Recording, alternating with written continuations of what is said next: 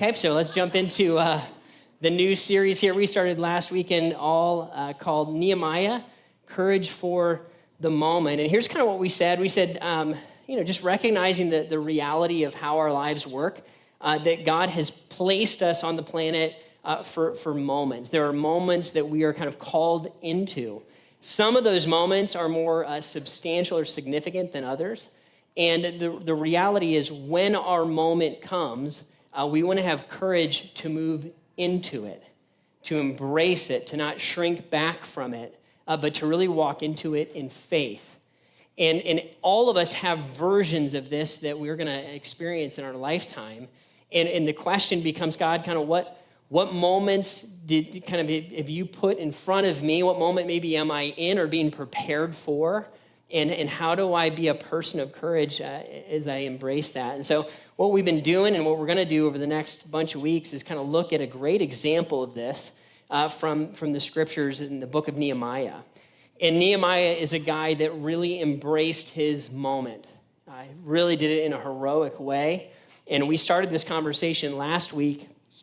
If you want to catch up online on our YouTube channel, you can do that. But here's, in essence, what we said in short. We said, Nehemiah is a guy who from afar had kind of his heartbreak for his people and the country and the land that he was from, right? He was from Israel, and his people were from there, and God had promised them this land, this area, and he got this report that this thing was in ruins, that the people who were there or who had moved back there from where he was in the Persian Empire, these people were in distress. They were having a hard time, right? The city had been destroyed. The gates were burned down.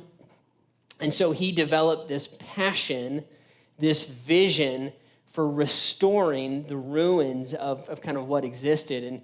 And this thing became very, very strong for him. We could say he got a very clear idea of the reality of what is.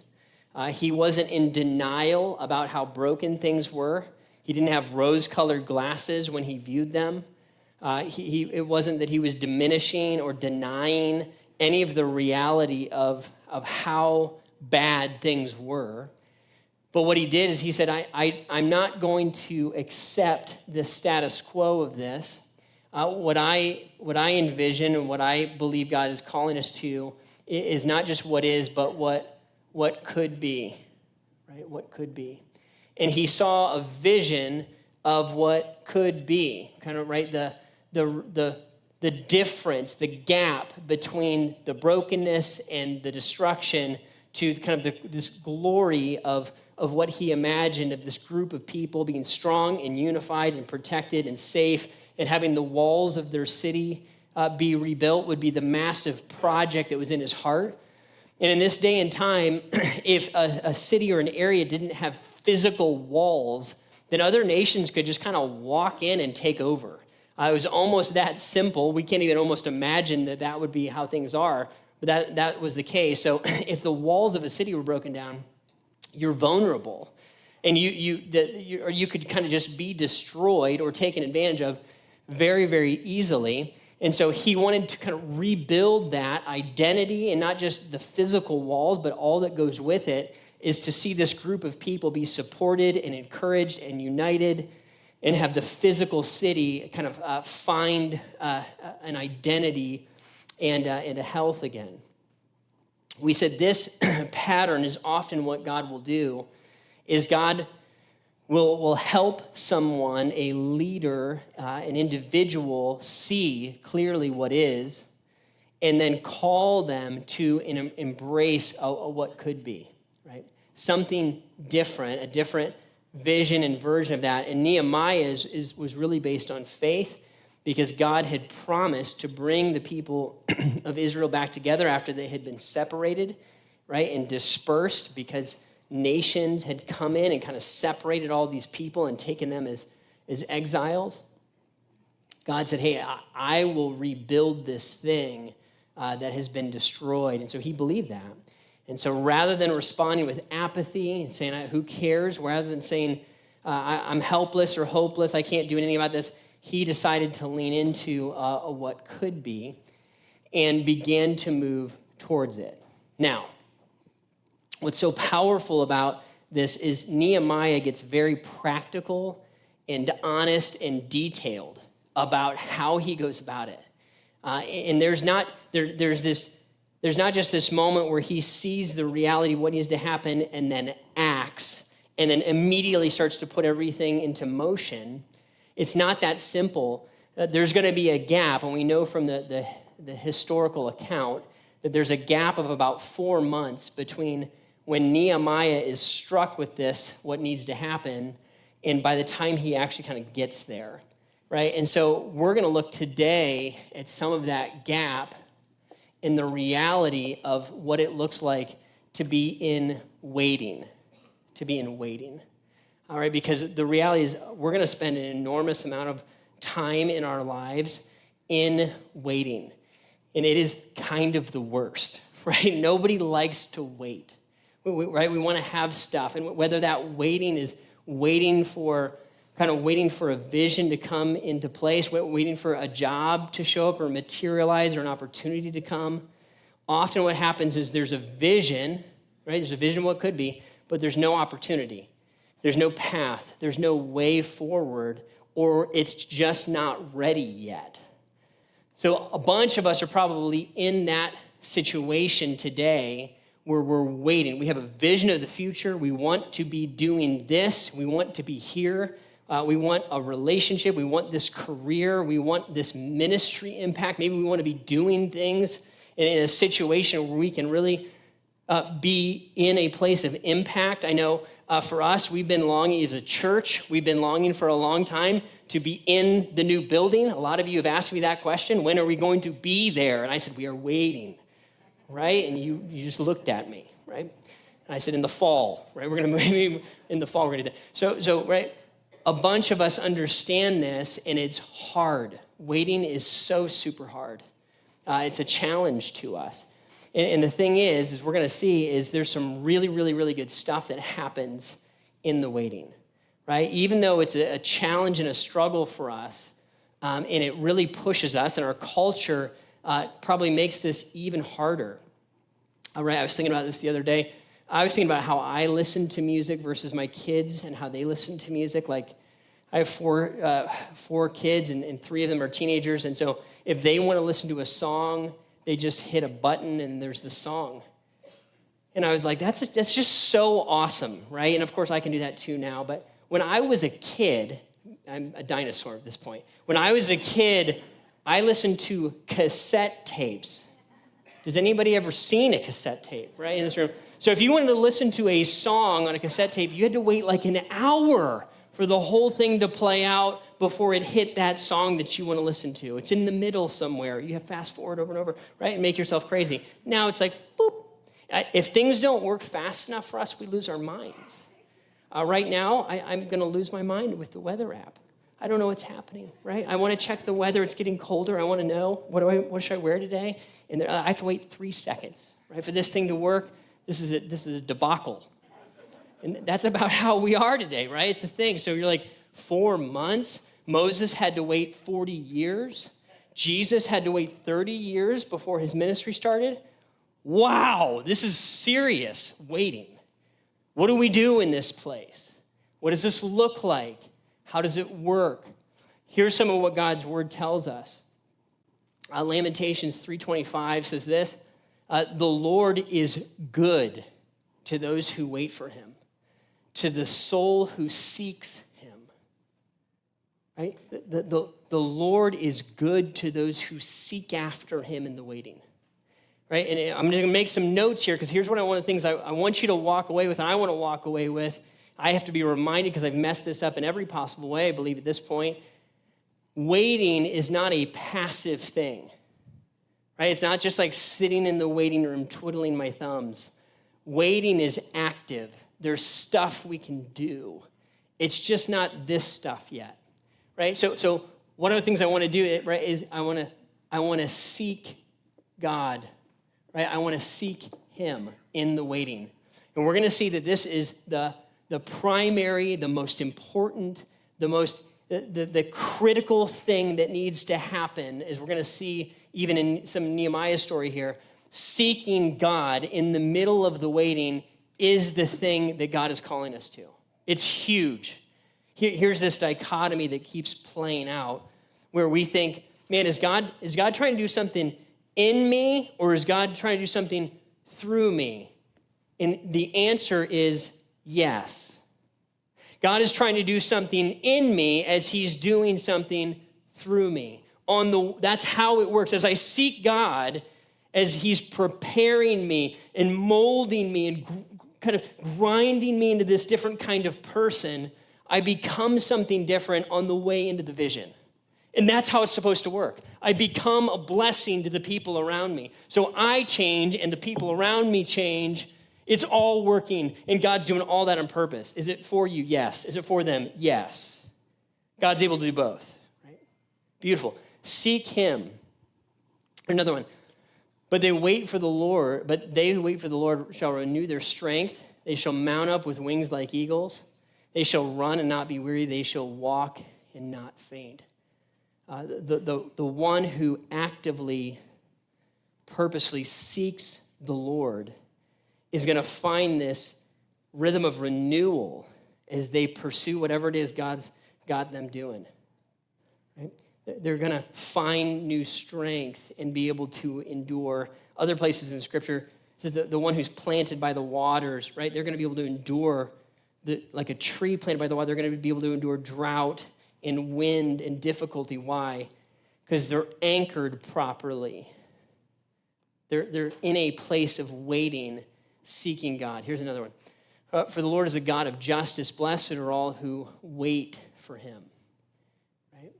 God is the one who doles out justice. And in a world that is deeply broken, where there's lots of this, there's a lot of reality of what is, and sometimes that what is very painful. And a lot of our vision comes out of the reality of this pain. We can look and say, God, you're the one who fights for us. You're the one who works for us. We seek you as we pursue your heart and your dream and your vision. Some examples of what God does. Now let's pick up our story here with Nehemiah and jump into kind of where we left off. Here's what we have in Nehemiah chapter 2. Here's what he tells us in the month of Nisan, the 20th year of King Artaxerxes, when wine was brought for him, I took the wine and gave it to the king. I had not been sad in his presence before, so the king asked me, why does your face look so sad when you're not ill? This can be nothing but sadness of heart. He says, I was very much afraid. We'll pause there for a minute. So just as review, here's what's going on. Nehemiah is cupbearer to the king. He's the one responsible for bringing wine to the king, making sure that it's not poisoned, all that good stuff. And so he shows up, and he has been in waiting, and he's waiting kind of for his moment to begin to move towards the vision and to begin to take steps and present his need to the king. And what he does is he's never shown any signs of being sad before the king. The king must know him. He sees this. He picks up on it and basically says, hey, man, it doesn't seem like you're doing very well. It's kind of how we would think of it. Nehemiah is afraid. He says, I was very much afraid. He says in first person.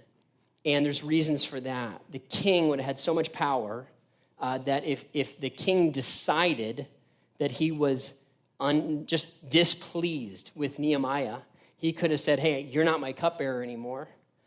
You're demoted, or I'm going to put you in jail, or I'm going to execute you. Fair game for the king to do kind of whatever he wants. So Nehemiah knows he's like leaning out there in risk to even show that there's something going on. Right? He does it on purpose. He goes on, but I said to the king, may the king live forever. It would be kind of a standard way to greet the king and recognize his authority. Why should my face not look sad when the city where my ancestors are buried lies in ruins and its gates have been destroyed by fire? He says, in essence, king, my people are in ruins.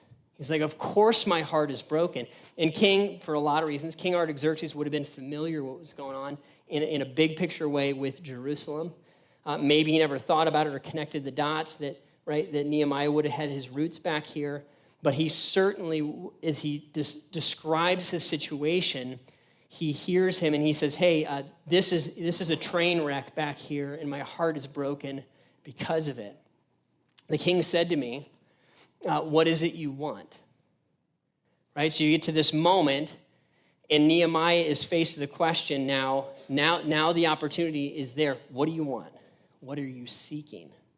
And I love this. Nehemiah says, I prayed to the God of heaven, and then I answered the king. So right in real time, Nehemiah is like, God, please don't let him kill me. Right? I would love to know what the content of that prayer is. I love just the real-time honesty of that, the beauty of what a real relationship with God is like. And it just, right in the middle of fear and a moment, he just throws it out there, right? And says, God, help me right now. Give me success. Who knows what he's saying, but something down that road, right? We've all been there before. When you're desperate and you're like, God, please, I'm in the middle of a moment here. Help me out, right? We've all done that where we just feel a little out of control and need God to help, and that's the instinct prayer. God, I was driving too fast. The cop saw me. Please, God, make my car invisible, right? You've never done that. I might have. Okay, so that's the idea. He goes on, he says, if it pleases the king, and if your servant has found favor in your sight, let him send me to the city in Judah where my ancestors are buried so that I can rebuild it. Nehemiah is ready with an answer. Right? Then the king, with the queen sitting next to him, asked me, how long will your journey take? And when will you get back? It pleased the king to send me. He's got an answer to his prayer, right? He's been victorious. The king has found favor with him. So he said, so I set a time. I also said to him, if it pleases the king, may I have letters to the governors of Trans-Euphrates so that they will provide me with safe conduct until I arrive in Judah, right? So can I have some people to help get me there safe? And maybe I have a letter to Asaph, keeper of the royal park, so that he'll give me timber to make beams for the gates of the citadel by the temple, for the city wall, and for the residence I'll occupy. It says, and because the gracious hand of my God was on me, the king granted my requests. Okay, loaded amount of stuff going on here. First of all, right, Nehemiah has been waiting for the moment to go present himself before the king. Right? It's been a while. We know that. It's been months before this is all playing out. And so what he's been doing is he's been prayerfully planning. He's been looking for the opportunity. He's been figuring out what's it going to take for me to get from here to there. How much wood am I going to need? What kind of people? Who do I need to talk to? Who do I need to send letters to? How is this going to work out? And he's been putting the dominoes in order, right? Here's the other piece. He does his homework. So that when he goes to the king, and when the king comes to him and says, hey, what do you want? He's like, well, since you asked, right, here's my huge list. Right? He's kind of got it all laid out.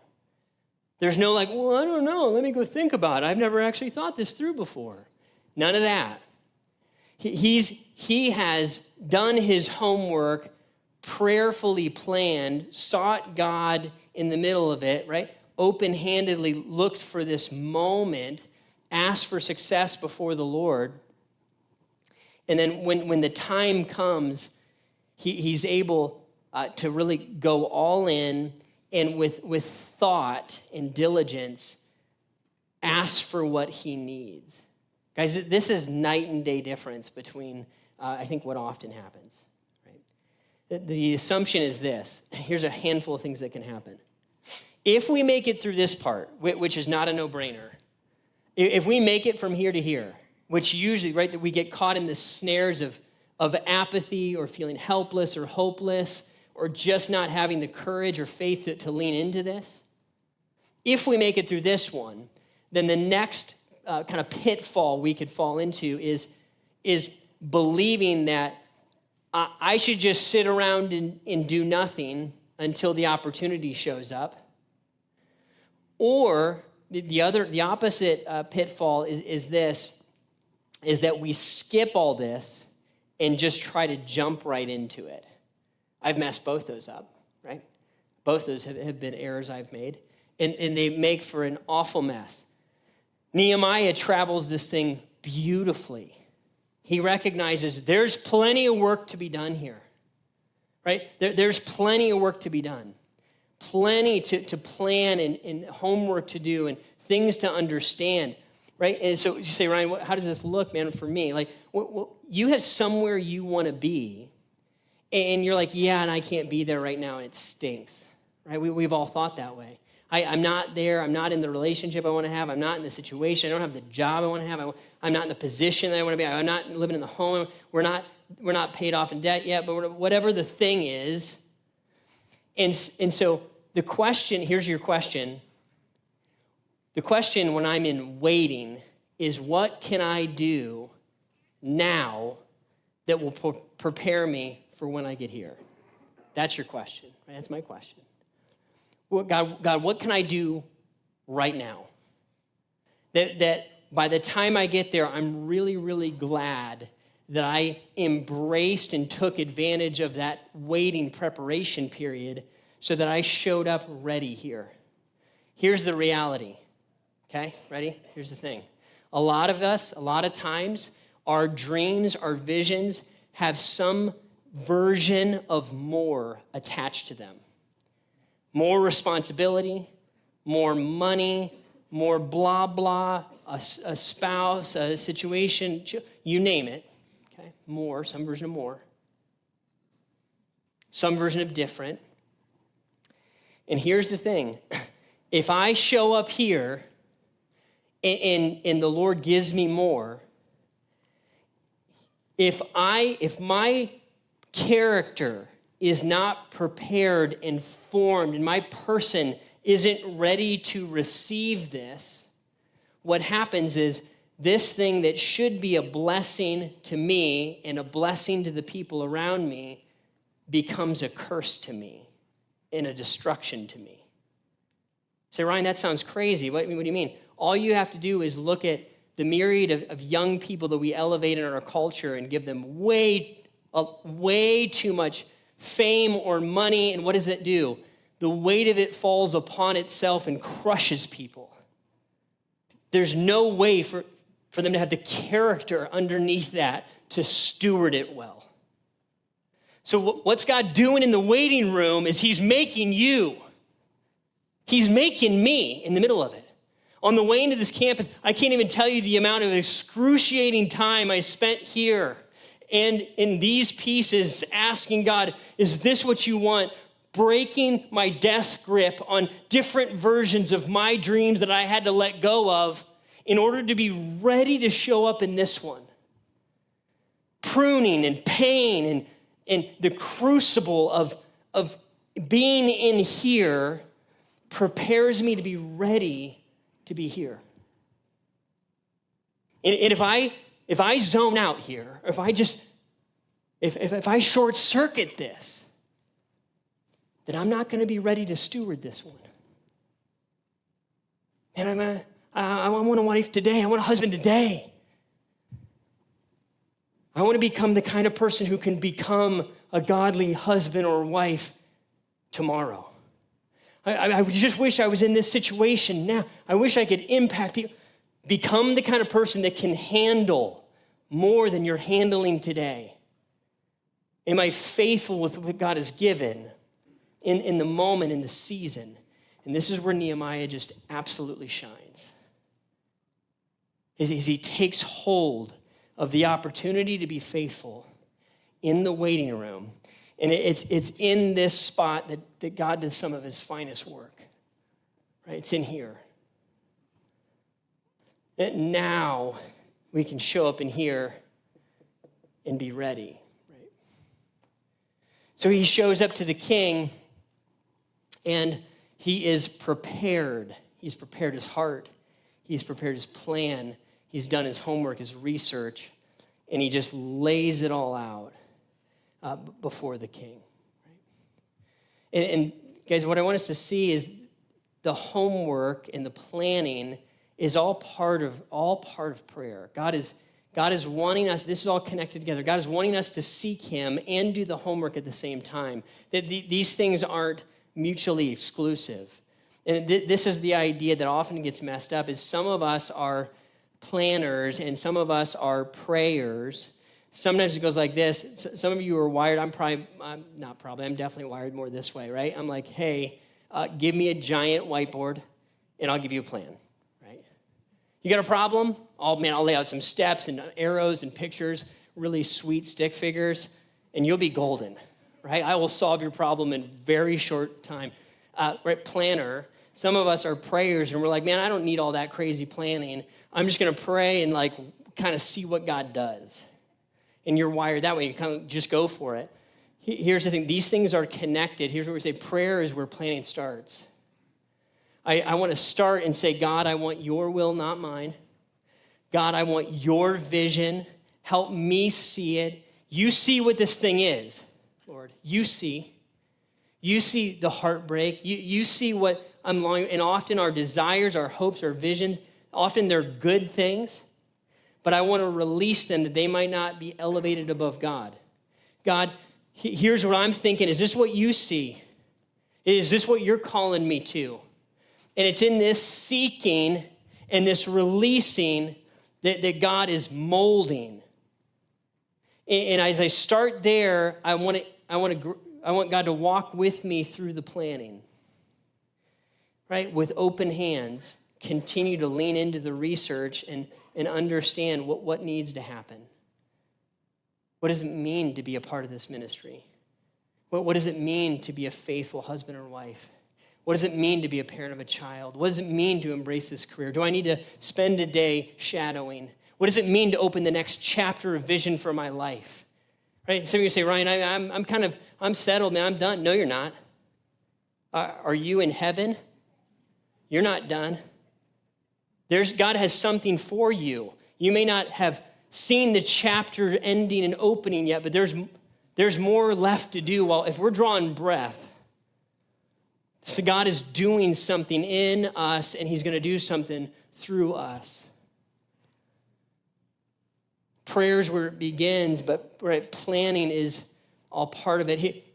Here's where the story continues to pick up. He says, I went to Jerusalem, right? So now he's finding himself here. I went to Jerusalem, and after staying there 3 days, I set out during the night with a few others.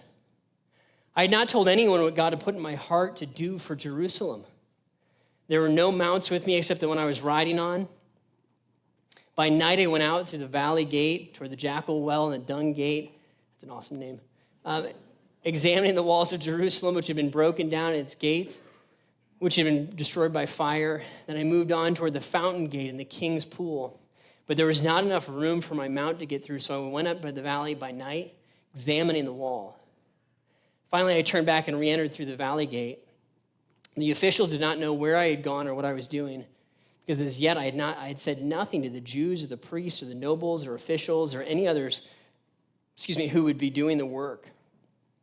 So here's what Nehemiah does, is that there's a recognition that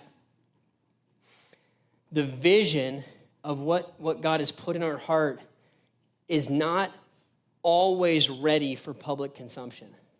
It's not always ready. Right? It's not always ready to be shared with everybody.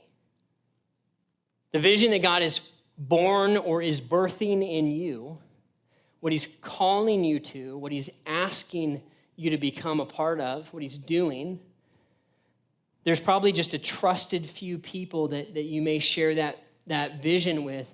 But here's what he did. Right? He waited. He waited to communicate. Right? He waited to communicate the vision. Right? He's looking for the moment, the right timing. And it's going to be that timing that he's going to lean into. And so as he shows up on the scene, he's doing more homework. He's looking with his own eyes at the ruins and making sure the plan is all set. and he's pausing, because here's the thing, we're going to see this in a little bit. If I communicate what's in my heart too early with too many, and I share it too publicly and too broadly, what I'm going to bump into is there's going to be a bunch of people that will not understand it, will not receive it, and will not support it. If you want to bring haters out of the woodwork, go tell them your vision, right? We're going to see that later in the book, right? And there's a time for that. But what he's going to do is he's going to wait until it's ready, and then he's going to share the vision. And when there's a moment where he's ready, when the timing's right, he'll share it with a larger group of people. And then he'll include it, and then we're going to see as the weeks to come, then the haters will come out of the woodwork, but there's a team. There's a group. If you share this too early, what can happen is this whole thing can die before it even begins. Is you get the wrong feedback and the wrong eyes on it, and you could never, and you'll never, and guys, listen, you know how easy it is to be critical and to be a naysayer and it's so simple, so easy, so common. So I want to be careful. Look at Nehemiah, and Jesus would be this way as well. He would have said, hey, I didn't used to tell you my father's business. Now you're my friends. I'm going to share with you. Right towards the end of his life, he shared kind of the plan of where this thing was going. Didn't do that the whole time. And I would encourage you to do that as well, that the trusted few close people can steward that vision with you. And that's about it until it's ready. Look where it goes from here. Then I said to them, you see, right? He's talking to the group of people that are with him, right? All these, the Jews that had moved back from exile into Jerusalem and those that would have remained there throughout it. He says, you see the trouble we're in. He says, you see it, you know it. Jerusalem lies in ruins, its gates have been burned with fire. Come, let us rebuild the wall of Jerusalem and we will no longer be in disgrace. He puts out the call, he lays out the vision, and he looks and says, are you in? This is the moment. He's done his homework. He sought the Lord. He's waited for the right time, and he shows up in the moment and says, okay, here we go. Go button. Look what he says. I also told them about the gracious hand of my God on me and what the king had said. Here's what God has done to lead us here. And they replied, let us start rebuilding. And so they began this good work. Boom, everybody says, we're in. We're doing it. Let's move forward together. Now you've got a unit, a strength, a body, a bond, a team. Now you can withstand some oppression, right? And some pushback. And we're going to see that's going to be all over the book of Nehemiah, right? There's going to be resistance to the vision because whenever you start messing with this, you're going to get people that are not too excited about it, right? It's just the way things are in a broken world. He leans in and he says, hey, this is what could be. And they said, we believe that's what should be. We're with you. We want to move towards it. We're in. There's right, elements of this are going to make a bunch of sense for probably each of our lives individually. Right? Some of these things are going to make more sense when we look at moving together. And that's how God will often move his people, as he often moves them together towards a vision. We saw God do that a year ago. When we began to open up here to there, I said, guys, we're about to take on a big thing here. Does this make sense? And you all, if you were here, you guys said, yeah, this makes sense. We're in. We see it. We see that there's a lot of single parent homes, and we see that there's not that many strong churches, and we see that people need the gospel, and we see that there's not much hope. We see that there's a lot of potential in people, that people have looked the other way and left. We see that there's opportunity to interact with students and kids, and we see that discipleship is a massive need, and we want to help people know and love and follow Jesus. We're in. We see it. We see the gap. And we want to run into that gap and be a part of closing it. We want to move forward together. Right? Some of us are in waiting personally. Right? We're all kind of in waiting as we move towards this corporately. Some of us are in this waiting personally. And here's the question that I want to ask. I've asked myself this question many times. I'm going to ask you this question today. Truly, if your opportunity was handed to you right now, if your could be was just dropped in your lap, that thing that you dream of, think about, hope for, pray for, if it all of a sudden was here, if you were really honest with yourself, ask yourself this question: would you be ready to receive it? Would you know what to do with it?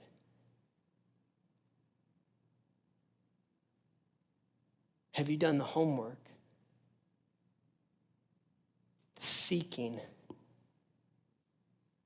the planning? Have you included the right people in the readiness? So that if it was just dropped in your lap, you could look and that could be received into your stewardship, and that would be a blessing to you and a blessing to the people. Because all these things, guys, these things aren't just for, these are for others. These visions, we are blessed to be a blessing, right? We are gifted to be a gift. That's what it's for, is how can I make an impact and a difference? And this is about going outward. This is how love moves. Would I be ready for that? That's the question. When I've asked myself that question, often what I've found is if I was really honest about the answer to that question is that I've got more work to do. I don't know. I don't know if I'm ready. And what it did, it fired up an urgency in me to say, I got to get after this. I need to approach it, not to earn anything, right? We have the favor. If I'm a follower of Jesus, I've gifted righteousness, all that great stuff. And if I want to be faithful, like Nehemiah was faithful, and be ready to embrace an opportunity, there's stuff here in order to be prepared. So that when I show up here, I can receive this with joy. Listen, receiving this with joy doesn't mean that there's no fear. That doesn't mean that it's not intimidating, overwhelming.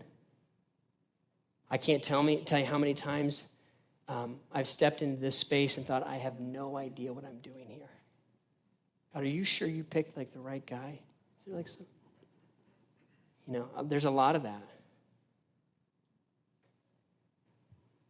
But here's the beauty. It's when I let this all work that God changes me. He moves in me and changes me as he prepares me to be a servant and a help and a blessing to others. If I'm in the waiting room today, what's God asking me to lean into more? God, I beg you, I want to know your heart. God, I'll be diligent, even in the boring work.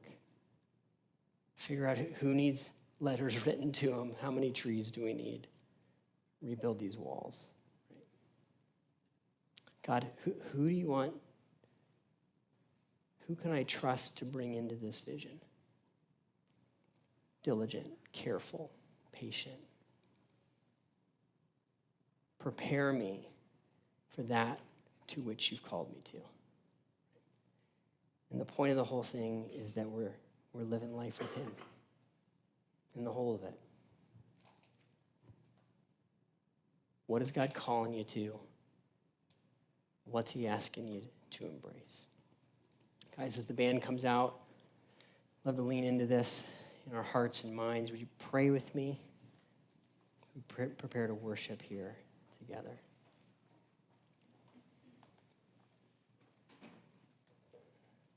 Lord, I just say thank you today. God, thanks for your unending patience with us.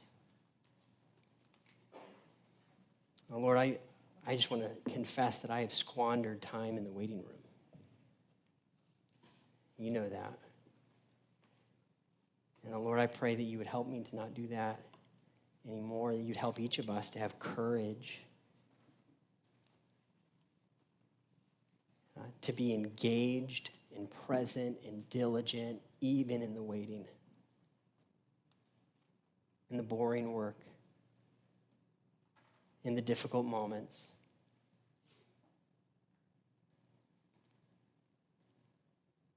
Lord, I pray for each one of us that you would call us, Lord, to be your people. It's what you've said already, that we are your sons and daughters if we know you. Lord, call us up into the reality of that here on earth, in specific tasks and projects and areas of ministry or life that need your attention. God, would you work with us this morning? More than anything, Lord, help us to trust you, that you're forming us. And you're the one who makes our hands able to carry that which you put in them. God, would you meet us here, even now?